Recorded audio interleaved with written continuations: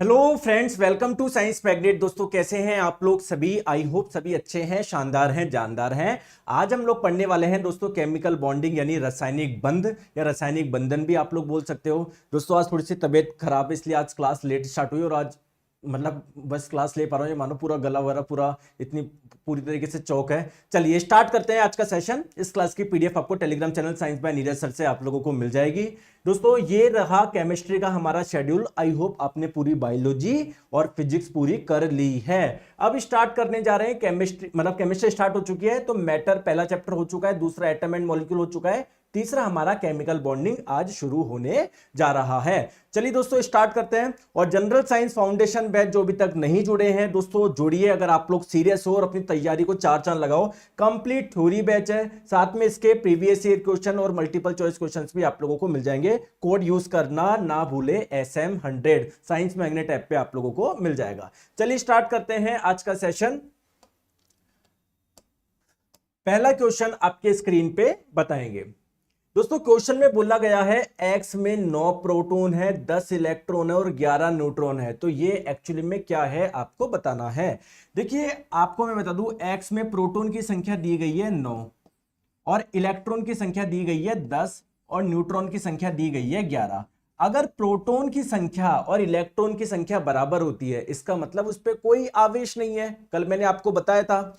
यहां पर क्या है, इलेक्ट्रॉन की संख्या ज्यादा है, प्रोटॉन की संख्या कम है। प्रोटॉन की संख्या कम होने का मतलब क्या है, पॉजिटिव चार्ज कम है क्योंकि प्रोटॉन पे होता है पॉजिटिव चार्ज। इलेक्ट्रॉन की संख्या ज्यादा होने का मतलब है इस पे नेगेटिव चार्ज ज्यादा है। तो कुल मिला के अगर दोनों बराबर होते तो इस पे कोई आवेश नहीं होता, लेकिन इलेक्ट्रॉन ज्यादा है ना। कितना ज्यादा है, एक ज्यादा है, तो इस पे एक नेगेटिव चार्ज आएगा। तो ये बेसिकली x-1। और जब भी किसी पे कोई चार्ज होता है, कोई आवेश होता है तो उसे बोलते हैं आयन। अगर पॉजिटिव चार्ज है तो उसको बोलते हैं कैटायन यानी धनायन, अगर नेगेटिव चार्ज है तो उसको बोलते हैं एनायन यानी ऋणायन। तो ये एक ऋणायन है। Correct answer option number D आप लोगों का हो जाएगा। चलिए दोस्तों नेक्स्ट क्वेश्चन आपकी स्क्रीन पे बताएंगे। क्वेश्चन आपकी स्क्रीन पे, कार्बन परमाणु के लिए सही लुईस चिन्ह क्या है, लुईस सिंबल क्या है? अब आप लोग बोलेंगे सर लुईस सिंबल होता क्या है? दोस्तों लुईस सिंबल आपको वैलेंस इलेक्ट्रॉन यानी संयोजी इलेक्ट्रॉन की संख्या दर्शाता है। सर थोड़ा सा समझाइए, टेंशन मत लो। पहले अगर हम लोग बात करें कार्बन की, कार्बन का परमाणु क्रमांक होता है 6, यानी कार्बन के परमाणु में कुल प्रोटॉन की संख्या होती है 6। अगर एक उदासीन परमाणु की बात करें, जितने प्रोटॉन होते हैं उसमें उतने ही इलेक्ट्रॉन होते हैं, यानी प्रोटॉन 6 तो इलेक्ट्रॉन भी 6। अब आपको पता है परमाणु में बीच में तो होता है न्यूक्लियस यानी नाभिक, और उसके चारों ओर होती है कक्षाएं जिसमें इलेक्ट्रॉन चक्कर लगाते हैं। पहली कक्षा में कितने इलेक्ट्रॉन रह सकते हैं, 2। तो 6 में से 2 को तो सेट कर दिए पहली कक्षा में, बचे हुए 4 आपके अगली कक्षा में चले जाएंगे। बोलो बात सही है या नहीं है? बात सही है या नहीं है? बिल्कुल है। तो दोस्तों इसमें वैलेंस इलेक्ट्रॉन कितने हैं, संयोजी इलेक्ट्रॉन कितने हैं? संयोजी इलेक्ट्रॉन किसको बोलते हैं? बाह्यतम कक्षा में जो इलेक्ट्रॉन प्रेजेंट होते हैं उसको वैलेंस इलेक्ट्रॉन बोलते हैं। आप लोग बोलेंगे 4 होंगे। तो इस वैलेंस इलेक्ट्रॉन की संख्या को दर्शाने के लिए हम लोग ये डॉट यूज करते हैं, इसे ही बोलते हैं लुईस सिंबल, है ना। तो बेसिकली कार्बन में वैलेंस इलेक्ट्रॉन की संख्या 4 है, इसके आप लोगों को 4 डॉट लगा देना है, 4 डॉट लगा देना है। दोस्तों यहां पर तो केवल 3 डॉट है, इसमें भी 3 डॉट है, इसमें 2 डॉट है। करेक्ट आंसर आपका ऑप्शन नंबर सी हो जाएगा। आ गई बात समझ में? चलिए दोस्तों नेक्स्ट क्वेश्चन आपकी स्क्रीन पे बताएंगे, है ना, ध्यान से आप लोग देखो। दोस्तों परमाणु क्रमांक 15 वाले तत्व, मुझे नहीं पता परमाणु क्रमांक 15 किसका होता है, आपको पता है क्या? आपको दोस्तों 1 से 30 तक एटलीस्ट ये तो आप लोगों को मुंह जवानी याद रहने चाहिए। Hydrogen, helium, lithium, beryllium, boron, carbon, nitrogen, oxygen, fluorine, neon, sodium, magnesium, aluminium, silicon, phosphorus, sulphur, chlorine, argon, potassium, calcium, scandium, vanadium, है ना, titanium, chromium, manganese, iron, cobalt, nickel, copper, zinc. तो 30 तक तो आप लोगों को याद ही रहने चाहिए। तो 15 किसका होता है? फास्फोरस का होता है, ये आप लोगों को पता है।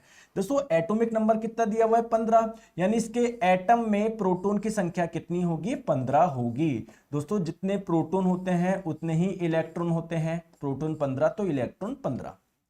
अब आपको पता है किसी भी परमाणु में बीच में होता है सर न्यूक्लियस, नाभिक, उसके चारों ओर होती है कक्षाएं जिसमें इलेक्ट्रॉन चक्कर लगाते हैं। पहली कक्षा में कितने इलेक्ट्रॉन रह सकते हैं 15 में से?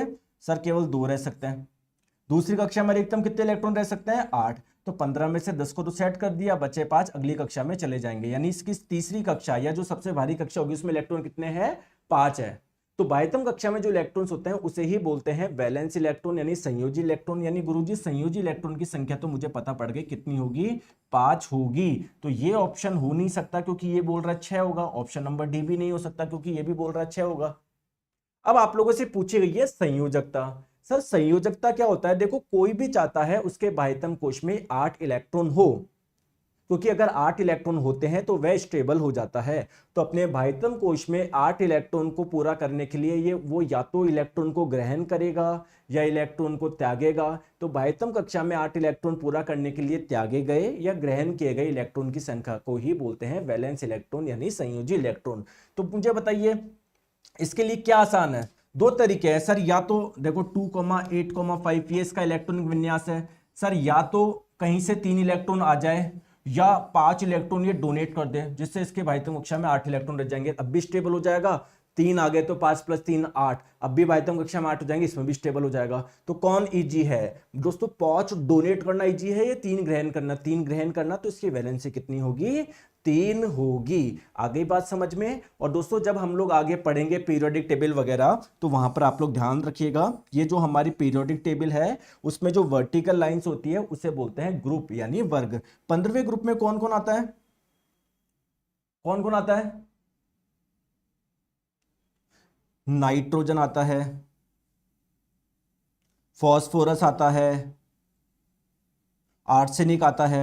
तो इस 15वें ग्रुप में जो भी आते हैं ना उनके सभी के बाह्यतम कोश में 5 इलेक्ट्रॉन होते हैं। या फिर आप लोग ऐसा बोल सकते हो जिसके भी बाह्यतम कोश में 5 इलेक्ट्रॉन होंगे वो कौन से ग्रुप में मिलेंगे? 15वें ग्रुप में मिलेंगे। तो करेक्ट आंसर आप लोगों का ऑप्शन नंबर बी हो जाएगा। समझ गए बात की? बात समझ गए? बात समझ गई? बात आ गई दिमाग में? बात आ गई? हाँ गुरुजी हमारे दिमाग में बात आ गई। दोस्तों इसको थोड़ा सा और डिटेल में समझ ले वैलेंसी को, कि वैलेंसी हम लोग कैसे निकाल सकते हैं। देखिए इसका मैं आपको शॉर्टकट बता देता हूं। देखो पहले आप लोग चेक करो वैलेंस इलेक्ट्रॉन यानी बाह्यतम कक्षा में जो इलेक्ट्रॉन्स है, जो संयोजी इलेक्ट्रॉन है, उनकी संख्या 4 है या 4 से कम है। जैसे अगर हम लोग बात करें एल्यूमिनियम, इसका परमाणु क्रमांक 13 होता है, यानी परमाणु में प्रोटॉन की संख्या 13, इलेक्ट्रॉन भी 13, पहली कक्षा में 2, दूसरे में 8, तीसरे में 3। दोस्तों इसमें वैलेंस इलेक्ट्रॉन कितने हैं? 3 है। तो अगर किसी वैलेंस इलेक्ट्रॉन की संख्या 4 या 4 से कम है तो उसकी वैलेंसी क्या हो जाएगी? वैलेंस इलेक्ट्रॉन की संख्या के बराबर ही हो जाएगी। देखो इसमें वैलेंस इलेक्ट्रॉन 4 से कम है ना, 4 या 4 से कम है, तो इसकी वैलेंसी निकालने के लिए क्या करोगे? सिंपल बाह्यतम कक्षा के जो इलेक्ट्रॉन्स है, जो वैलेंस इलेक्ट्रॉन है, वो इसकी संयोजकता बन जाएगी। इसकी संयोजकता कितनी हो जाएगी? 3 हो जाएगी। दूसरा केस, अगर किसी के बाह्यतम कोश में या वैलेंस इलेक्ट्रॉन या संयोजी इलेक्ट्रॉन की संख्या 4 से अधिक है, तो दोस्तों वैलेंसी कैसे निकालेंगे? संयोजकता कैसे निकालेंगे? 8 में से संयोजी इलेक्ट्रॉन की संख्या को माइनस कर दो। सर एग्जांपल बता दीजिए। जैसे क्लोरीन है, क्लोरीन का इलेक्ट्रॉनिक विन्यास ये होता है। चलो मुझे बताओ इसकी वैलेंसी क्या होगी, संयोजकता क्या होगी? आप लोग देख रहे हो सर वैलेंस इलेक्ट्रॉन की जो संख्या है वो क्या है? 4 से अधिक है। तो जब भी वैलेंस इलेक्ट्रॉन की संख्या 4 से अधिक है तो आप लोग कैसे निकालते हो वैलेंसी? सर 8 में से जो वैलेंस इलेक्ट्रॉन है उनकी संख्या को माइनस कर दो, 8 में से 7 गया, कितना हो जाएगा? 1 हो जाएगी सर इसकी वैलेंसी। आगे बात समझ में। लेकिन दोस्तों क्या आप लोगों को फॉर्मूला लगाने की जरूरत है क्या? इतना तो कॉमन सेंस होना चाहिए आप लोगों को, है ना। जैसे मैं आप लोगों को बताऊं, नाइट्रोजन है, नाइट्रोजन का इलेक्ट्रॉनिक विन्यास होता है ये, तो मुझे बताओ इसकी वैलेंसी कितनी होगी? कॉमन सेंस बताओ दोस्तों, क्या ये स्टेबल है क्या? नहीं सर, इसके बाह्यतम कक्षा में 8 इलेक्ट्रॉन नहीं है। तो स्टेबल होने के लिए क्या करेगा? या तो सर इसके पास कहीं से 3 इलेक्ट्रॉन आ जाए जिससे इसके बाह्यतम कक्षा में 8 हो जाए, या 5 ये डोनेट कर दे, क्योंकि अगर ये 5 डोनेट कर देगा तो पहली कक्षा में 2 इलेक्ट्रॉन रह जाएंगे। पहली कक्षा की कैपेसिटी 2 इलेक्ट्रॉन की है, तो ये पूरी तरीके से भरी है यानी स्टेबल हो जाएगा। तो 2 तरीके हैं, या तो 3 ग्रहण कर ले या 5 डोनेट कर ले। इजी कौन है? 3 ग्रहण करना। तो फॉर्मूला लगाने की जरूरत नहीं है, कॉमन सेंस से ही आप लोग कर सकते हो। चलिए दोस्तों मैं आप लोगों को और बताता हूं। कैल्शियम जिसका इलेक्ट्रॉनिक विन्यास होता है ये, पहली कक्षा में 2, दूसरे में 8, तीसरे में 8, चौथी में 2। चलो बताओ इसकी वैलेंसी कितनी होगी? फॉर्मूला मत लगाओ, कॉमन सेंस लगाओ। ये स्टेबल कैसे होगा? सर कहीं से 6 इलेक्ट्रॉन आ जाए इसके पास में, एक तो ये तरीका है। दूसरा तरीका क्या है सर, ये 2 इलेक्ट्रॉन चल जाए, जिससे अब इसके भाइतम कक्षा में ये इसके भाइतम कक्षा बन जाएगी, इसमें 8 इलेक्ट्रॉन स्टेबल हो जाएगा। तो कौन ये 6 ग्रहण करना, ये 2 डोनेट करना? सर 2 डोनेट करना, तो ये आप लोगों का क्या हो जाएगा, इसकी वैलेंसी 2 हो जाएगी। आ गई बात समझ में? आ गई बात समझ में? बोलो हाँ या ना, बोलो। चले आगे आ जाओ। चलिए नेक्स्ट क्वेश्चन आप लोगों से पूछा गया है किसकी संयोजकता 3 है। तो अभी अभी मैंने आप लोगों को बताया है, एल्यूमिनियम का एक एग्जांपल लिया था उसका। अच्छा आप मुझे सबके बताइए। चलिए दोस्तों, मुझे कार्बन की भी बताइए, मुझे एल्यूमिनियम की भी बताइए, मुझे सल्फर की भी बताइए, मुझे मैग्नीशियम की बताइए। दोस्तों मैग्नीशियम का परमाणु क्रमांक है 12, यानी इसके परमाणु में सर कुल प्रोटॉन की संख्या 12 है। जितने प्रोटॉन उतने इलेक्ट्रॉन, इलेक्ट्रॉन भी 12। तो पहली कक्षा में 2 इलेक्ट्रॉन आ जाएंगे, दूसरे में 8, तीसरे में 2। सल्फर का इलेक्ट्रॉनिक विन्यास ये होगा, एल्यूमिनियम का ये होगा, ठीक है, और कार्बन का कितना होगा, ये होगा। तो इसकी वैलेंसी क्या होगी, आप फॉर्मूला भी लगा सकते हो। अगर वैलेंस इलेक्ट्रॉन की संख्या 4 से कम है तो वैलेंसी क्या होगी, वही उसकी वैलेंसी बन जाएगी। यानी एल्यूमिनियम की वैलेंसी कितनी है, 3 है, मैग्नीशियम की 2 है, सल्फर की कितनी है, कहीं से 2 इलेक्ट्रॉन आ जाए, ये स्टेबल हो जाएगा, सल्फर की वैलेंसी 2 है। बात करते हैं कार्बन की। देखिए दोस्तों, कार्बन के पास में 2 तरीके हैं। आप लोग बोलेंगे सर इसके पास में कहीं से भी 4 इलेक्ट्रॉन आ जाए तो इसके भाइतम कक्षा में 8 हो जाएंगे। सर अगर ये 4 दान कर दे तो इसकी पहली कक्षा में 2 इलेक्ट्रॉन रह जाएंगे, पहली कक्षा की कैपेसिटी 2 इलेक्ट्रॉन की, तो सर ये स्टेबल हो जाएगा। लेकिन आप मेरी बात को ध्यान से समझो दोस्तों, कार्बन का परमाणु क्रमांक कितना होता है, 6 होता है। यानी इसके परमाणु में प्रोटॉन की संख्या कितनी है, 6 है। जितने प्रोटॉन होते हैं उतने इलेक्ट्रॉन होता है, प्रोटॉन 6 तो इलेक्ट्रॉन भी 6। दोस्तों पहली कक्षा में कितने इलेक्ट्रॉन है इसके, 2, बचे हुए 4 अगली कक्षा में। अब देखो कार्बन के एटम का के बीच में न्यूक्लियस हो गया, इसके चारों हो गए कक्षाएं। पहली कक्षा में 2 इलेक्ट्रॉन, दूसरी कक्षा में 4 इलेक्ट्रॉन। अब प्लीज मेरी बात को आप लोग ध्यान से समझिएगा, मैं आपको कुछ समझाने चाह रहा हूं, मैं आपको कुछ समझाना चाह रहा हूं, ध्यान से देखो। देखो मेरी बात को ध्यान से समझो दोस्तों, अगर इसने 4 इलेक्ट्रॉन ग्रहण कर लिए तो इसका इलेक्ट्रॉनिक विन्यास क्या हो जाएगा, क्या 2,8 हो जाएगा? क्या इस बात से सहमत हो क्या मेरी? यानी गुरुजी 4 इलेक्ट्रॉन और इसने एक्सेप्ट कर लिए, ठीक है। क्या इलेक्ट्रॉन और प्रोटॉन के बीच में आकर्षण होता है क्या?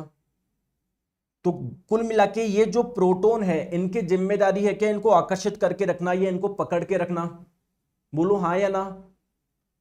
और जब कोई इलेक्ट्रॉन ग्रहण करता है तो उस पर क्या आता है, नेगेटिव चार्ज आता है। यानी जैसे 4 इलेक्ट्रॉन ग्रहण करे तो क्या C-4 बन गया क्या? लेकिन मेरे प्यारे दोस्तों ये स्टेबल नहीं है, स्टेबल नहीं है। क्यों? क्योंकि गुरुजी 6 प्रोटॉन को आपने जिम्मेदारी दे दी इन 10 इलेक्ट्रॉन को पकड़ने की। पहले 6 प्रोटॉन 6 इलेक्ट्रॉन को पकड़ के रखे हुए थे, अब आपने इतना ज्यादा जोर दे दिया कि 10 इलेक्ट्रॉन पकड़ के रखो। सर इनसे नहीं हो पाएगा, ये स्टेबल नहीं है। बात क्लियर है क्या? बोलो यस और नो। आप में से कोई दूसरा बच्चा बोला कि सर एक तरीका ये भी है, अगर ये 4 डोनेट कर दे। चलो ये तरीका भी देख लेते हैं।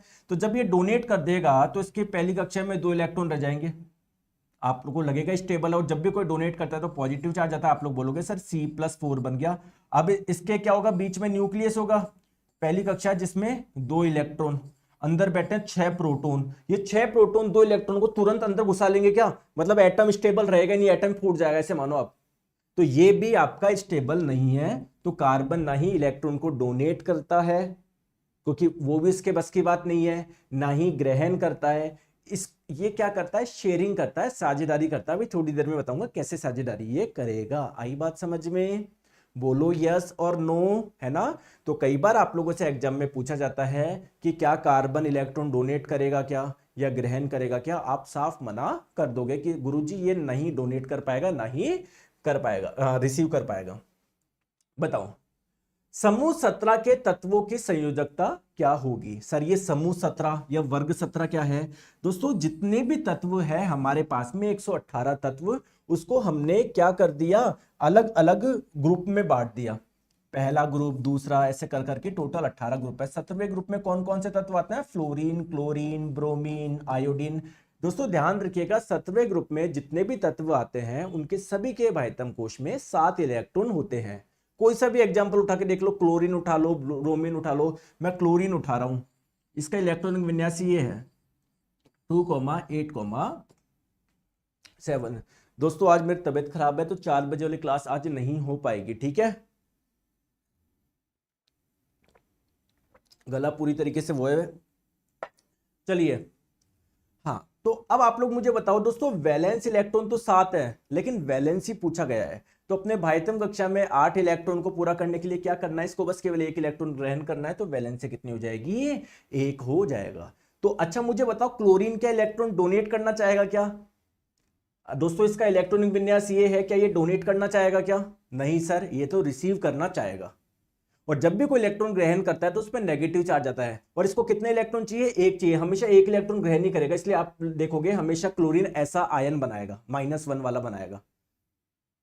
तो मेरे प्यारे दोस्तों, जितने भी नॉन मेटल होते हैं ना, जितने भी अधातु होते हैं, सभी के भाइतम कक्षा में 5, 6, 7, 8 ऐसे इलेक्ट्रॉन होते हैं, मतलब 6, 7, 5, 6 उनको इलेक्ट्रॉन चाहिए होते हैं। तो जो नॉन मेटल होते हैं वो इलेक्ट्रॉन ग्रहण करते हैं, जबकि दोस्तों जो मेटल्स होते हैं ना, उनकी भाइतम कक्षा में 1, 2 या 3 ऐसे इलेक्ट्रॉन होते हैं, तो उनको कैसे भी करके उनको डोनेट करना है। तो मेटल जो होते हैं इलेक्ट्रॉन डोनेट करते हैं, और जब भी कोई इलेक्ट्रॉन डोनेट करेगा तो उस पर क्या आएगा, पॉजिटिव चार्ज आएगा ना। इसीलिए दोस्तों देखो, कैल्शियम +2 ऐसा आपको देखने को मिलेगा, Mg+2 आपको देखने को मिलेगा, Na+1 आपको देखने को मिलेगा। क्यों Na+1 क्यों? क्योंकि सोडियम का इलेक्ट्रॉनिक विन्यास ये है, ये 1 इलेक्ट्रॉन अपना डोनेट करता है जिससे स्टेबल हो जाए। आगे बात समझ में? चलिए नेक्स्ट क्वेश्चन आपके स्क्रीन पे बताएंगे दोस्तों। 4 बजे रीजनिंग की क्लास लगा दूं आपकी? नहीं यार, रहने दो, डिस्टर्ब हो जाएगा, बच्चे कंफ्यूज जाएंगे, चलो रहने दो। निम्नलिखित में से किस अणु में, सर अणु किसको बोलते हैं? सर परमाणु जुड़ के बनाते हैं अणु, एटम जुड़ के बनाते हैं मॉलिक्यूल। दोस्तों अगर कोई 2 एटम या 3 एटम है ना आपस में जुड़ रहे हैं तो उनके बीच में कोई बॉन्ड होगा या नहीं होगा? तो दोस्तों एटम्स के बीच का जो बॉन्ड होता है वो जनरली 2 टाइप का होता है, ध्यान रखिएगा। एक होता है आयनिक बॉन्ड, है ना, दोनों बहुत इंपॉर्टेंट है। एक तो होता है आप लोगों का आयनिक बॉन्ड यानी आयनिक बंध, इसको इलेक्ट्रोवैलेंट बॉन्ड के नाम से भी जानते हैं, क्लियर है। और एक होता है आप लोगों का कोवैलेंट बॉन्ड, जिसे हिंदी में हम लोग सह संयोजक बंध भी बोलते हैं। गुरुजी मैं कैसे पहचानूं? दोस्तों अभी मैं आप लोगों को शॉर्ट ट्रिक समझा दूं और फिर मैं आप लोगों को डिटेल में भी समझाता हूं अगले क्वेश्चन में कि कैसे आप लोगों का बनेगा। दोस्तों आयनिक बॉन्ड की शॉर्ट ट्रिक क्या है? ये हमेशा मेटल और नॉन मेटल के बीच में बनता है। किन 2 एटम के बीच में बनता है? एक मेटल का एटम और एक नॉन मेटल के एटम के बीच में बनता है। जबकि कोवेलेंट बॉन्ड जो बनेगा वो किसके बीच में बनेगा? नॉन मेटल, अधातु अधातु। देखो यहां पर देखो दोस्तों, H2O हाइड्रोजन अधातु है, ऑक्सीजन भी अधातु है, यानी ये आपस में जो जुड़े हुए हैं कौन से बॉन्ड से जुड़े हुए हैं? कोवेलेंट बॉन्ड से जुड़े हुए हैं। तो सर यहां पर तो कोवेलेंट बॉन्ड देखने को मिलेगा। कार्बन नॉन मेटल, क्लोरीन भी नॉन मेटल, यहां पर भी सर ये आपस में जो जुड़े हुए होंगे कोवेलेंट बॉन्ड से जुड़े हुए होंगे। ऑक्सीजन एक नॉन मेटल है, यहां पर 2 नॉन मेटल के एटम कैसे जुड़े होंगे, परमाणु कैसे जुड़े होंगे? सर कोवेलेंट बॉन्ड से जुड़े होंगे। सोडियम एक मेटल है, क्लोरीन नॉन मेटल है, यानी यहां पर मेटल और नॉन मेटल जो आपस में जुड़े हुए हैं वो कौन से बॉन्ड से जुड़ते हैं? मेटल और नॉन मेटल, आयनिक बॉन्ड से। यहां पर कोवेलेंट बॉन्ड नहीं है। करेक्ट आंसर आप लोगों का ऑप्शन नंबर सी हो जाएगा। क्लियर है क्या? आई बात समझ में? आई बात समझ में? चलिए अब सर ये तो समझाइए आपने, चलो शॉर्ट ट्रिक तो समझा दी, लेकिन समझाओ तो सही यहाँ पर बॉन्ड कैसे बनता है, आयनिक बॉन्ड कैसे बनता है, कोवेलेंट बॉन्ड कैसे बनता है। आइए मैं आप लोगों को समझाता हूं। दोनों समझा दूं? हाँ गुरुजी दोनों समझा दो। चलो पहले मैं आप लोगों को समझाता हूं आयनिक बॉन्ड, ठीक है। पहले मैं आपको समझाता हूं आयनिक बॉन्ड यानी आयनिक बंध। दोस्तों आयनिक बॉन्ड बनता है इलेक्ट्रॉन्स के ट्रांसफर से। इलेक्ट्रॉन के ट्रांसफर से एक इलेक्ट्रॉन डोनेट करेगा, एक ग्रहण करेगा। सर एग्जांपल से समझाइए। आइए मैं आपको समझाता हूं। देखो सोडियम का इलेक्ट्रॉनिक विन्यास क्या है? ये सोडियम का इलेक्ट्रॉनिक विन्यास है, यानी इसके एटम की पहली कक्षा में 2 इलेक्ट्रॉन होते हैं, दूसरे में 8, तीसरे में 1। क्यों? क्योंकि सोडियम का परमाणु क्रमांक 11 है। परमाणु क्रमांक 11 मतलब इसके परमाणु में प्रोटॉन की संख्या 11, जितने प्रोटॉन उतने ही इलेक्ट्रॉन, ठीक है। क्लोरीन का ये इलेक्ट्रॉनिक विन्यास है। मेरे प्यारे दोस्तों देख के बताओ क्या दोनों स्टेबल है क्या? नहीं सर, ना इसके भाइतम कक्षा में 8 है ना इसके भाइतम कक्षा में 8 है। तो क्या ये आपस में कोई डील करना चाहेंगे क्या? दोस्तों क्या डील हो सकती है मुझे बताओ। सोडियम क्या करना चाहता है? अपना एक इलेक्ट्रॉन डोनेट करना चाहता है। क्लोरीन क्या चाहता है? कहीं से एक इलेक्ट्रॉन आ जाए। तो मेरे प्यारे दोस्तों सोडियम बोलेगा क्लोरीन को मेरा एक इलेक्ट्रॉन ले ले, क्लोरीन बोलेगा दे दे। तो जैसे ही सोडियम एक इलेक्ट्रॉन डोनेट करेगा, तो जब भी कोई इलेक्ट्रॉन डोनेट करता है उस पर क्या होता है? पॉजिटिव चार्ज आ जाता है। तो जैसे ही सोडियम एक इलेक्ट्रॉन डोनेट करेगा तो इस पर आ जाएगा पॉजिटिव चार्ज, ये सोडियम आयन बन जाएगा। जैसे ही ग्रहण करेगा इस पे आ जाएगा एक नेगेटिव चार्ज, ये क्लोरीन आयन बन जाएगा। दोस्तों क्या पॉजिटिव चार्ज नेगेटिव चार्ज आपस में एक दूसरे को आकर्षित करते हैं क्या? आपस में एक दूसरे को आकर्षित करेंगे, बांध लेंगे कि अपने आप को। तो बीच में जो बॉन्ड बन जाएगा ना, इसे आप लोग बोलेंगे आयनिक बॉन्ड, यानी आयनिक बंध।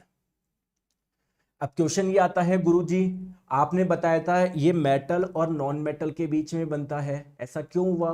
क्योंकि मेटल जो होते हैं वो इलेक्ट्रॉन डोनेट करते हैं, तो जैसे वो डोनेट करेंगे उन पे आ जाएगा पॉजिटिव चार्ज। और जो नॉन मेटल होते हैं वो इलेक्ट्रॉन ग्रहण करते हैं, जैसे ही वो ग्रहण करेंगे उन पे आ जाएगा नेगेटिव चार्ज। क्या पॉजिटिव चार्ज नेगेटिव चार्ज में आपस में आकर्षण होगा क्या? बिल्कुल आकर्षण होगा, एक बंध बन जाएगा। इसे ही आप लोग बोलेंगे आयनिक बॉन्ड। दोस्तों इसको आयनिक बॉन्ड यानी आयनिक बंध क्यों बोलते हैं? क्योंकि सर ये दो आयन के बीच में बनता है। मेरे प्यारे दोस्तों ये जो बॉन्ड होता है ना, काफी स्ट्रॉन्ग बॉन्ड होता है, काफी स्ट्रॉन्ग बॉन्ड होता है, ये इजीली टूटता नहीं है। क्लियर है क्या? ऐसे कंपाउंड, ऐसे यौगिक जिसमें आयनिक बंध पाए जाते हैं उसे बोलेंगे आयनिक यौगिक, यानी आयनिक कंपाउंड। क्या ये एक आयनिक कंपाउंड है क्या? बिल्कुल सर, क्योंकि सोडियम और क्लोरीन के बीच में कौन सा बॉन्ड है? आयनिक बॉन्ड है। और बताओ दोस्तों कैल्शियम ऑक्साइड, क्या ये एक आयनिक बॉन्ड है क्या? हाँ गुरुजी, क्योंकि कैल्शियम एक मेटल है, ऑक्सीजन नॉन मेटल है, जरूर इनके बीच में आयनिक बॉन्ड है, तो ये एक आयनिक कंपाउंड हो गया। सिमिलरली कैल्शियम क्लोराइड, ये सारे आयनिक आप लोगों के बॉन्ड है। दोस्तों बात समझ में आई? आयनिक बॉन्ड बनता कैसे है? थोड़ा सा समझ में आया? थोड़ा सा, ज्यादा नहीं, थोड़ा सा आया? बताओ बताओ।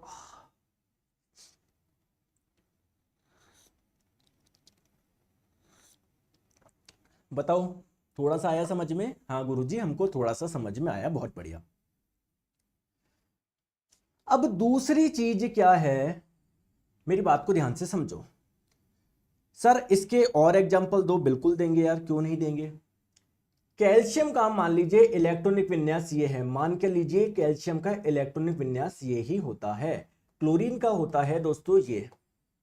अब मेरी बात को ध्यान से समझो, ये भी स्टेबल नहीं है, ये भी स्टेबल नहीं है। ये क्या चाहेगा? दो इलेक्ट्रॉन को डोनेट करना चाहेगा, जबकि ये क्या चाहेगा? सर कहीं से मेरे पास में एक इलेक्ट्रॉन आ जाए। बात सही है नहीं है? तो कैल्शियम जाएगा क्लोरीन के पास में कि भैया मेरे दो इलेक्ट्रॉन ले लो। क्लोरीन बोलेगा यार मुझे जरूरत तो है सर, लेकिन केवल एक इलेक्ट्रॉन की है। तो कैल्शियम बोलेगा कि क्लोरीन भाई एक काम करना, तेरा जैसा एक बंदा और देख ला। भाई जैसे तेरे को जरूरत है उसको भी जरूरत होगी, तो ये एक बंदा और देख के आ गया, एक क्लोरीन और देखकर आ गया। अब इसको चाहिए एक इलेक्ट्रॉन, इसको भी चाहिए एक इलेक्ट्रॉन, इसको देने हैं दो इलेक्ट्रॉन। क्या सबका काम हो गया क्या? कैल्शियम देगा दो इलेक्ट्रॉन, एक चला जाएगा इसके पास में, एक चला जाएगा इसके पास में। आई बात समझ में? तो इसके और इसके बीच में एक बॉन्ड बन गया, और इसके बीच में बॉन्ड बन गया।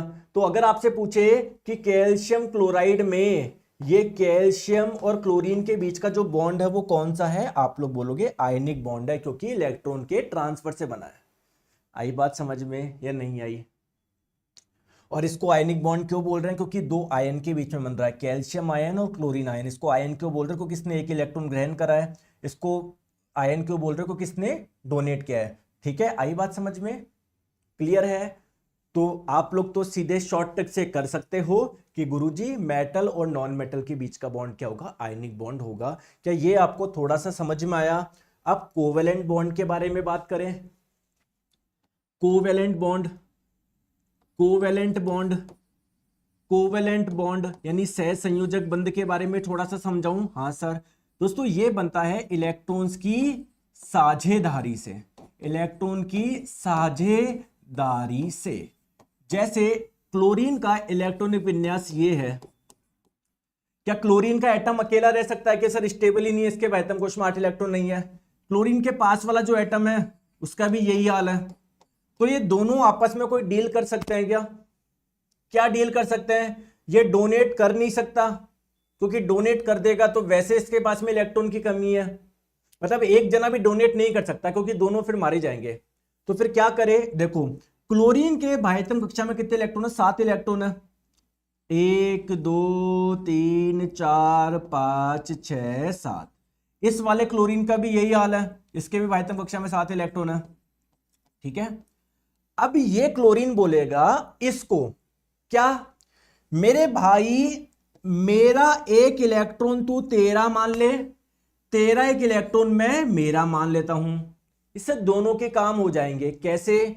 पुलिस वाला आएगा इसके पास में, भाई आपके पास में 8 इलेक्ट्रॉन है क्या, गिनाओ। ये बोल रहा है गिनाता हूं भैया, 1 2 3 4 5 6 7, और मैंने उस वाले से डील कर रखी है कि मैं तेरा अपना मान सकता हूं। ठीक है, लो भैया मेरे 8 हो गए।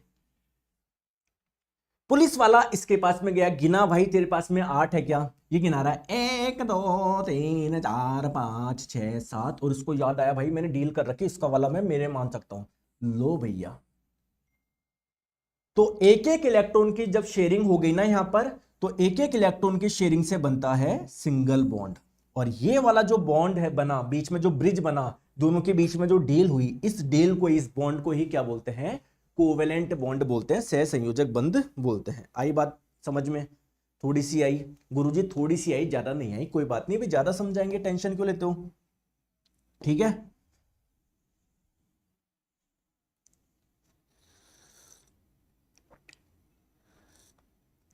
देखो सॉरी दोस्तों, आज क्लास में चाय पी रहा हूं, मेरी तबीयत बहुत ज्यादा खराब है, आज के लिए माफी दे देना मेरे को, ठीक है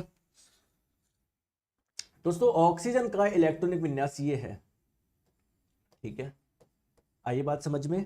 ऑक्सीजन का इलेक्ट्रॉनिक विन्यास ये है, ये एटम भी स्टेबल नहीं है, ये भी स्टेबल नहीं है।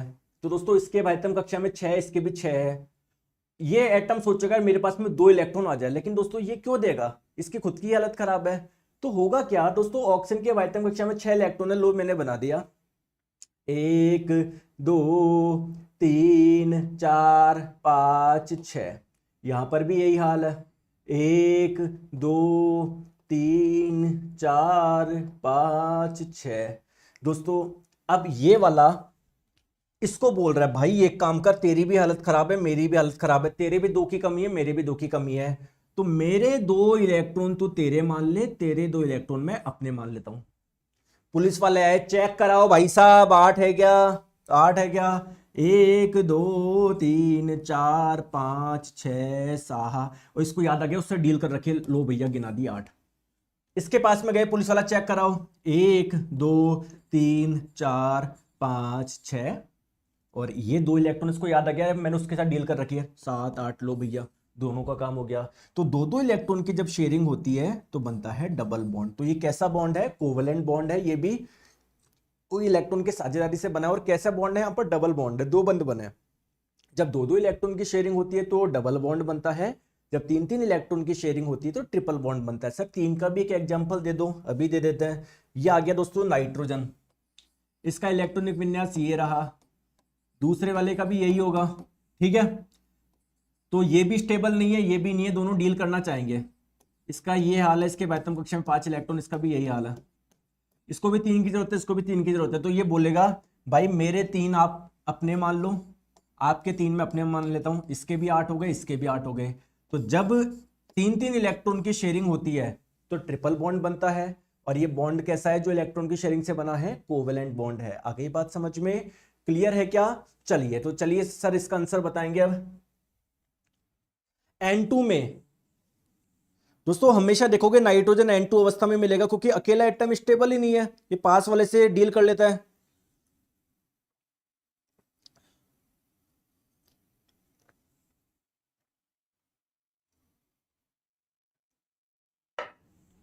आ जाओ आ जाओ। तो टोटल शेयर इलेक्ट्रॉन कितने हैं? शेयर्ड सर ट्रिपल बॉन्ड इनके पास में, एक बॉन्ड बनता है एक एक इलेक्ट्रॉन की शेयरिंग से, 3 बॉन्ड बनते हैं 3 इलेक्ट्रॉन की शेयरिंग से। तो इसमें टोटल शेयर्ड इलेक्ट्रॉन, साझे कुल इलेक्ट्रॉन कितना साझे हुए हैं? 6 इलेक्ट्रॉन साझे हुए हैं। ऑप्शन नंबर ए इसका आंसर हो जाएगा। ठीक है, साझा इलेक्ट्रॉन, शेड इलेक्ट्रॉन कितने हैं भाई? 3 इसके 3 उसके, टोटल कितने हो गए? 6 हो गए ना। चलिए, सहसंयोजक बंध दो परमाणु के बीच में कैसे बनता है बताएंगे? इलेक्ट्रॉन की शेयरिंग से, यानी इलेक्ट्रॉन की साझेदारी से, शेयरिंग ऑफ इलेक्ट्रॉन। ठीक है, आगे बात समझ में, आगे बात समझ में। चलिए, निम्न में से कौन सा आयनिक यौगिक नहीं है? आयनिक यौगिक किसको बोलते हैं? जिसमें आयनिक बंध पाए जाते हैं। आपने बताया आयनिक बंध किसमें बनते हैं? मेटल और नॉन मेटल के बीच में। कैल्शियम मेटल है, क्लोरीन नॉन मेटल है। सर मेटल नॉन मेटल इनके बीच में कौन सा बॉन्ड होगा? आयनिक बॉन्ड होगा, यानी एक आयनिक कंपाउंड है। सोडियम क्लोराइड का मैंने अभी बताया आयनिक कंपाउंड है। Magnesium metal, chlorine non metal, metal non metal के बीच का बॉन्ड कौन सा होगा? आयनिक बॉन्ड होगा, यानी ये आयनिक कंपाउंड है। ऑक्सीजन नॉन मेटल है, अधातु है। कार्बन आप लोगों का नॉन मेटल है, अधातु है। अधातु अधातु के बीच का जो बंध होता है वो कोवेलेंट होता है, सहसंयोजक बंध होता है। यानी इस कंपाउंड के अंदर सहसंयोजक बंध पाए जा रहे हैं, तो ये सहसंयोजक यौगिक है, ये कोवेलेंट कंपाउंड है। आगे बात समझ में, डी आपका आंसर हो जाएगा। चले आगे। अब दोस्तों मैं आपको कुछ विशेषता बता दूं क्या आयनिक कंपाउंड और कोवेलेंट कंपाउंड की। जैसे ये एक आयनिक कंपाउंड है, मैंने बताया आयनिक कंपाउंड में आयनिक बॉन्ड होता है, और ये आयनिक बॉन्ड काफी क्या होता है? स्ट्रांग होता है। क्लियर है? माइक थोड़ा तेज करें भैया, आज थोड़ी तबीयत सही नहीं है, आज एडजस्ट कर लो प्लीज, है ना।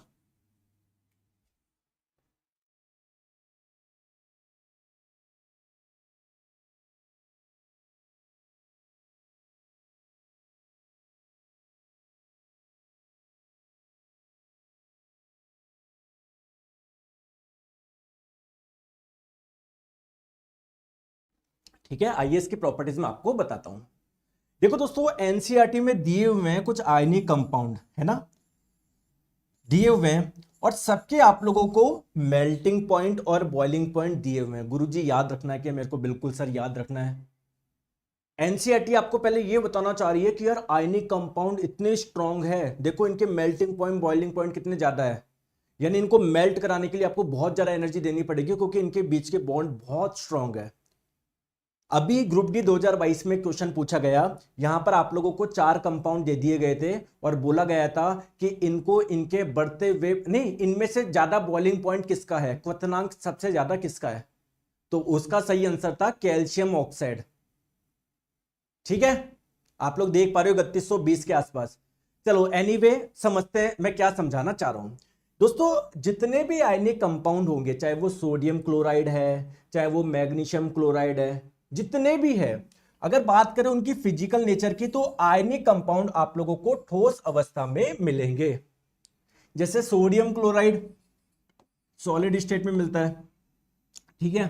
कैल्शियम क्लोराइड सॉलिड स्टेट में मिलता है, कैल्शियम ऑक्साइड सॉलिड स्टेट में मिलता है। ठीक है, पहली चीज याद रह जाएगी। ठीक है दोस्तों, दूसरी चीज ध्यान रखिएगा, इनका मेल्टिंग पॉइंट और बॉइलिंग पॉइंट, यानी इनका गलनांक और क्वथनांक काफी ज्यादा होता है। क्यों? क्योंकि यार बॉन्ड बहुत स्ट्रांग है, आप लोग देख सकते हो कितने ज्यादा है। ठीक है, चलिए तीसरा बात करते हैं, सॉल्युबिलिटी। सर ये किसमें घुल जाते हैं? तो जितने भी आयनिक कंपाउंड होते हैं वो पानी में आसानी से घुल जाते हैं। एग्जाम में क्वेश्चन पूछा जाए क्या कैल्शियम ऑक्साइड पानी में घुल जाएगा क्या, चेक करो क्या ये आयनिक कंपाउंड है क्या? बिल्कुल है, घुल जाएगा। क्या कैल्शियम क्लोराइड घुल जाएगा क्या? घुल जाएगा। मैग्नीशियम क्लोराइड घुल जाएगा क्या? घुल जाएगा। तो आप लोग बोलोगे कि जो आयनिक कंपाउंड होते हैं वो पानी में घुल जाते हैं, लेकिन वो किसमें नहीं घुलते? जितने भी आपके आयनिक कंपाउंड होते हैं, केरोसिन में नहीं घुलेंगे, पेट्रोल में नहीं घुलेंगे। तो कभी एग्जाम में पूछ लिया जाए क्या सोडियम क्लोराइड पेट्रोल में घुल जाएगा क्या? मना कर देना। केरोसिन में घुल जाएगा क्या? मना कर देना। आगे बात समझ में? सर और कुछ एग्जांपल बताओ ना। एल्कोहल में घुल जाएगा क्या? मना कर देना। एल्कोहल मना कर देना। ठीक है, ठीक है। सर क्या इनमें इलेक्ट्रिसिटी कंडक्ट हो जाएगी क्या? दोस्तों आप मुझे बताओ, पानी में आपने क्या डाला? सोडियम क्लोराइड डाला। ध्यान से समझना, क्लियर है क्या? क्लियर है?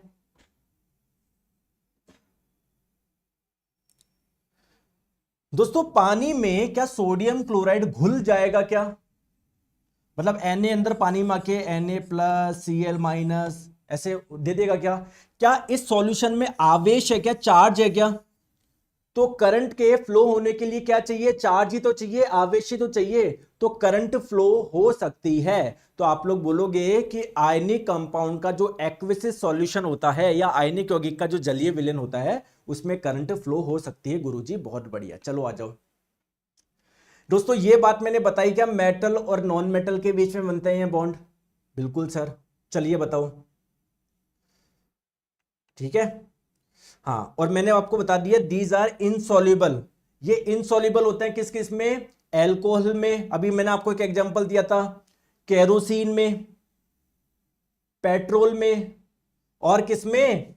एसीटोन और एल्कोहल। ये भी दो ध्यान रखो दोस्तों। जो ऑर्गेनिक कंपाउंड्स होते हैं ना, ऑर्गेनिक कंपाउंड्स किसको बोलते हैं? जिसमें कार्बन पाया जाता है। अभी के लिए ये ध्यान रखो आप लोग, ठीक है?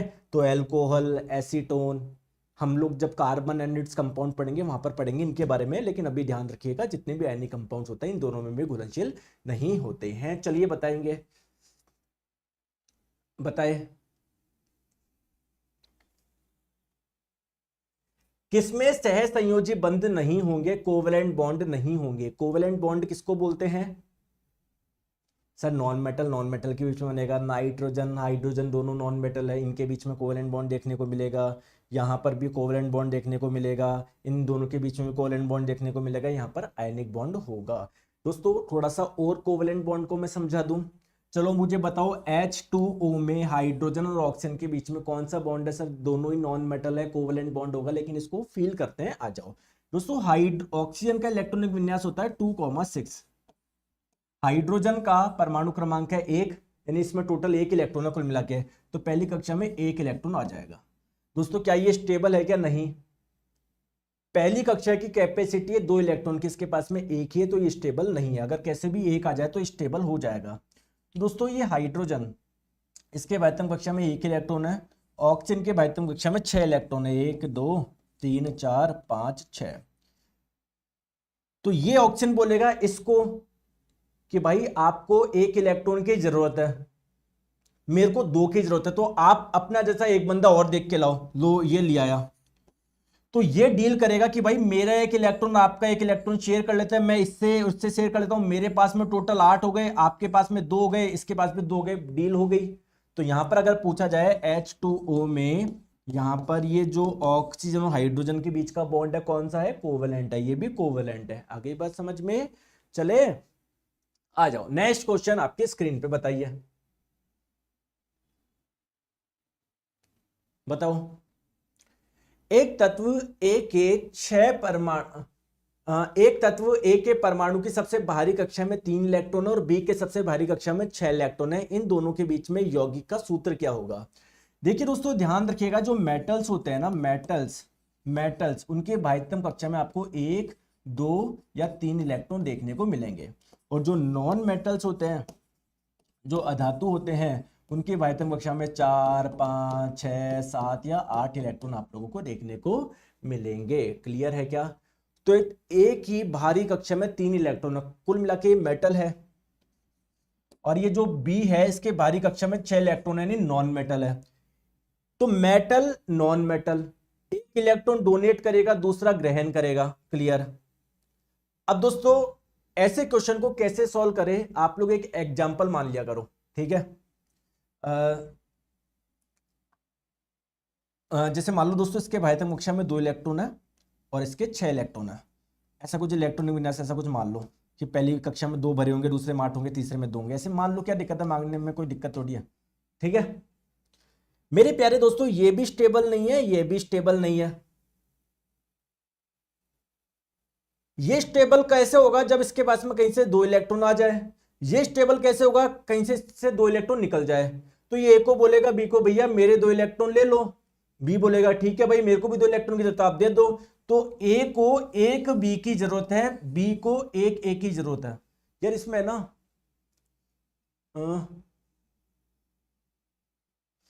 रुको, अच्छा 3 दिए हुए, मैंने 2 लिख दिया, मैं रियली सॉरी। 3 दिए हुए है ना, 3 दिए हुए, हम रियली सॉरी। 3 दिए हुए हैं, 3 दिए हुए, हम रियली सॉरी, मैंने 2 मान लिए, ठीक है। हाँ तो बी को क्या चाहिए, कहीं से भी 2 इलेक्ट्रॉन आ जाए।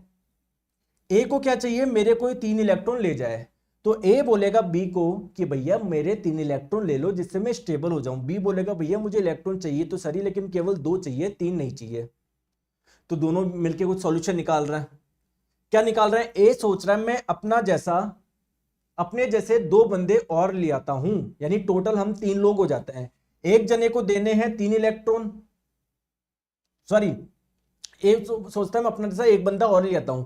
एक को देना है 3 इलेक्ट्रॉन, दूसरे को भी देना है 3, कुल मिला के दोनों को कितने देने हैं, 6 देने हैं। दोनों को कितने देने हैं, 6 देने हैं। बी, एक बी को कितना चाहिए, 2 इलेक्ट्रॉन चाहिए।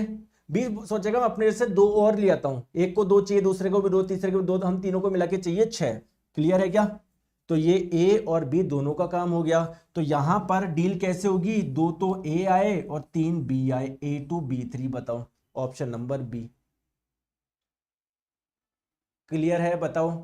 अरे डी कहां से लगा रहे हो आप लोग, डी कहां से लगा रहे हो, ये रटते रह जाओगे क्या, ये ऐसे क्रॉस करेंगे है ना, बस रटते रह जाओ। सर क्रॉस लगा दो, वो लगा दो, सिंपल से गणित लगाओ, सिंपल सा कॉमन सेंस लगाओ। क्या कॉमन सेंस आप लोगों को लगाना है कि गुरुजी इसको 3 देने हैं, इसको 2 चाहिए। तो अगर एक को 2 चाहिए तो 3 को कितने चाहिए होंगे, 6 चाहिए होंगे। यहां से 6 कैसे निकालोगे, एक जना 3 दे रहा है, दूसरा भी 3 दे देगा, तो 2 तो ए चाहिए, 3 बी चाहिए। बताओ जो कंफ्यूज होते हो अपने आप हैं। कौन सा तत्व इलेक्ट्रॉन खोने के बाद स्थिर हो जाएगा, कौन इलेक्ट्रॉन डोनेट करना चाहेगा। जितने भी मेटल्स होते हैं वो इलेक्ट्रॉन डोनेट करते हैं। तो भैया मेटल मेरे को एक ही दिख रहा है, कॉमन सी बात है, सोडियम। सर क्यों ये डोनेट करेगा, इसका इलेक्ट्रॉन विन्यास ये होता है, तो ये डोनेट करना चाहेगा ना, जिससे इसके वैतनिक कक्षा में 8 इलेक्ट्रॉन रह जाए। क्लियर है, चलो बताओ किसमें सह संयोजक और आयनिक दोनों बंद होते हैं। देखो करके बताओ। Sir carbon non metal, chlorine non metal, non metal non metal के बीच में तो सर कोवेलेंट बॉन्ड देखने को मिलेगा। Calcium metal, chlorine non metal, metal non metal के बीच में। अब ये दिमाग मत लगा लेना सर क्लोरीन क्लोरीन तो आपस में जुड़ा होगा, नॉन मेटल को, अरे नहीं, यहाँ पर बॉन्ड ऐसे बनता है, ये बॉन्ड ऐसे बनता है, क्लोरीन क्लोरीन के बीच में कोई बॉन्ड नहीं होता, ये बॉन्ड होता है मेटल नॉन मेटल। तो बेसिकली कुल मिला के यहाँ पर आप लोगों को आयनिक बॉन्ड देखने को मिलेगा। H2O में मैं भी बताया था इसका स्ट्रक्चर ऐसा होता है, तो ये बॉन्ड भी कोवेलेंट है, ये भी कोवेलेंट है। अमोनियम क्लोराइड में होता क्या है, आप लोगों का कोवेलेंट बॉन्ड भी देखने को मिलेगा और आयनिक बॉन्ड भी देखने को मिलेगा। करेक्ट आंसर आप लोगों का ऑप्शन नंबर सी हो जाएगा। क्लियर है, चलिए आगे, चलिए बताएंगे आयनिक बंध में क्या होता है। आयनिक बॉन्ड में सर एक इलेक्ट्रॉन डोनेट करेगा, एक प्राप्त करेगा, तो ट्रांसफर्स ऑफ इलेक्ट्रॉन्स होंगे। इलेक्ट्रॉन्स की प्राप्ति भी होगी, एक जना प्राप्त करेगा, एक जना खोएगा। ये शेयरिंग नहीं होती, बाकी तीनों चीजें आप लोग होती है। ऑप्शन नंबर सी इसका आंसर हो जाएगा। क्लियर है, बताओ बात, बताओ आ रही है समझ में। चलिए आयनिक यौगिकों में बंध का कारण क्या है। आयनिक यौगिक किसको बोलते हैं, जिसमें आयनिक बंध पाया जाता है। और दोस्तों आयनिक बंध 2 आयन के बीच में बनता है, एक धनायन एक ऋणायन। तो धनायन और ऋणायन आपस में एक दूसरे को आकर्षित करते हैं, यही जो आकर्षण बल है वही एक बंध है। क्लियर है क्या, तो आकर्षण बल। आई बात समझ में। चलिए डैश के कणु में ट्रिपल बॉन्ड होता है ना, अभी मैंने बता दिया यार, इसको है ना ज्यादा करने की जरूरत नहीं, अभी मैंने बताया नाइट्रोजन का एटम अकेला नहीं रह सकता, 2 एटम जुड़ के रहते हैं, है ना, 2 एटम जुड़ के एक मॉलिक्यूल बनाता है, और ये 2 एटम आपस में जुड़ते कैसे हैं, 3-3 इलेक्ट्रॉन की शेयरिंग से। ठीक है, अभी मैंने आप लोगों को बताया है। चलिए बताएंगे, एक सेकेंड, बताओ कौन सा आयनिक यौगिक का विशिष्ट गुण नहीं है, इनका हाई मेल्टिंग पॉइंट होता है क्या, बिल्कुल। क्या ये वाटर में इनसॉल्युबल होता है क्या, मैंने आपको बताया जितने भी आयनिक कंपाउंड होते हैं वो वाटर में घुल जाते हैं। किसमें नहीं घुलते सर, केरोसिन में नहीं घुलते, पेट्रोल में नहीं घुलते, एल्कोहल में नहीं घुलते, एसीटोन में नहीं घुलते। ठीक है, तो ये बात आपको गलत दी गई है ना भैया, दोनों सेम हो गए। तो जलीय अवस्था में विद्युत का संचालन करता है, ये बात भी सही है। तो एक तो दोस्तों सॉल्युबल कर लो, है ना, एक को सॉल्युबल कर लो और एक को इनसॉल्युबल कर लो, तो they are soluble in water. Sir ये बात भी बिल्कुल सही है, ये वाली बात सर सही नहीं बताई गई है, तो ऑप्शन नंबर सी आप लोगों का हो जाएगा। क्लियर है, चले आगे, आगे चलते हैं नेक्स्ट में। दोस्तों यहां पर बॉन्ड का टाइप कौन सा है, आपको मैंने यार शॉर्ट ट्रिक बता दी। बताइए, नहीं बताइए, शॉर्ट ट्रिक बताओ तो कर दो फिर जल्दी से बताओ। तो sir carbon non metal, chlorine non metal, ठीक है। तो देखो कार्बन क्या करता है, इलेक्ट्रॉन की शेयरिंग करता है, ये डोनेट करता है नहीं, ना ही रिसीव करता है, इलेक्ट्रॉन की शेयरिंग करता है, पर शेयरिंग से बॉन्ड बनेगा तो ये कोवेलेंट बॉन्ड होगा। यहाँ पर calcium metal, hydrogen non metal, metal non metal के बीच का बॉन्ड आयनिक होता है। क्लियर है क्या? तो CCl4 में कोवेलेंट और CH2 में इलेक्ट्रोवेलेंट। इलेक्ट्रोवेलेंट बॉन्ड किसको बोलता है? आयनिक बॉन्ड, यानी आयनिक बंध का ही दूसरा नाम क्या है? विद्युत संयोजी बंध या इलेक्ट्रोवेलेंट बॉन्ड। ठीक है, चलिए बताए दोस्तों। जितने भी ऑर्गेनिक कंपाउंड होते हैं, ऑर्गेनिक कंपाउंड जो होते हैं, ऑर्गेनिक कंपाउंड किसको बोलते हैं? जिसमें कार्बन पाया जाता है। तो कार्बन बेसिकली क्या करता है? इलेक्ट्रॉन की शेयरिंग करता है, ना डोनेट करता है ना ग्रहण करता है बेसिकली। और कार्बनिक यौगिकों में, ऑर्गेनिक कंपाउंड में आपको कौन से बॉन्ड देखने को मिलेंगे? कोवेलेंट बॉन्ड देखने को मिलेंगे। कोवेलेंट बॉन्ड यानी सहसंयोजक बंध देखने को मिलेंगे। तो सहसंयोजक बंध क्या होते हैं? काफी वीक होते हैं आयनिक बॉन्ड के मुकाबले। आगे बात समझ में? आगे बात समझ में? तो इनका ये इजीली मेल्ट हो जाएंगे। तो आयनिक यौगिकों की तुलना में इनका मेल्टिंग पॉइंट कम क्यों है? क्यों? क्यों? सहसंयोजक बंध की उपस्थिति के कारण, क्योंकि ये वाला जो बॉन्ड होता है वो काफी वीक होता है, इजीली ब्रेक हो जाएगा, मेल्टिंग पॉइंट बहुत कम है इनका। क्लियर है? चलिए आगे बताओ। ये भी मैंने बता दिया, तो जल्दबाजी में इस पे 6 पे टिक मत कर देना, ध्यान से समझो। नाइट्रोजन अणु के निर्माण में शामिल सहसंयोजी बंध, बॉन्ड कितने हैं? 2 एटम के बीच में बॉन्ड कितने हैं? 3 बॉन्ड है। ठीक है, अगर पूछा जाए इनके बीच में टोटल शेयर्ड इलेक्ट्रॉन कितने हैं, टोटल कितने इलेक्ट्रॉन साझा हुए हैं, तो इलेक्ट्रॉन साझा हुए हैं 6। क्लियर? चले आ जाओ नेक्स्ट क्वेश्चन। परमाणु, कार्बन परमाणु के संयोजकता कोश में है ना, ये संयोजी कोश बोल दो। संयोजी कोश किसको बोलते हैं? वायतम कोश को ही संयोजी कोश बोलते हैं। तो कार्बन का इलेक्ट्रॉन विन्यास ये है, इसके वायतम कक्षा में 4 इलेक्ट्रॉन है, संयोजी कोश में कितने electron? 4 electron, option number D. Clear है? किसमें केवल एक सिंगल बॉन्ड आपको देखने को मिलेगा, बताओ। तो नाइट्रोजन में 2 एटम के बीच में ट्रिपल बॉन्ड होता है, भी मैंने बता दिया। ऑक्सीजन में 2 एटम के बीच में डबल बॉन्ड होता है। CO2, इनके बीच में डील कैसे होगी दोस्तों? कार्बन के वायतम कक्षा में 4 इलेक्ट्रॉन है, ऑक्सीजन के वायतम कक्षा में कितने इलेक्ट्रॉन है? 6 इलेक्ट्रॉन है। 1 2 3 4 5 6। ऑक्सीजन के वायतम कक्षा में 6 इलेक्ट्रॉन, 1 2 3 4 5 6। इसका भी हाल बुरा है, इसका भी बुरा है, इसका भी बुरा है। ये तो क्या करना चाहेगा? शेयरिंग करना चाहेगा, साझेदारी। तो देखो इसको 4 इलेक्ट्रॉन चाहिए, बोलेगा दो इलेक्ट्रॉन की यहां से शेयरिंग कर लेगा, 2 इलेक्ट्रॉन की यहां से शेयरिंग कर लेगा।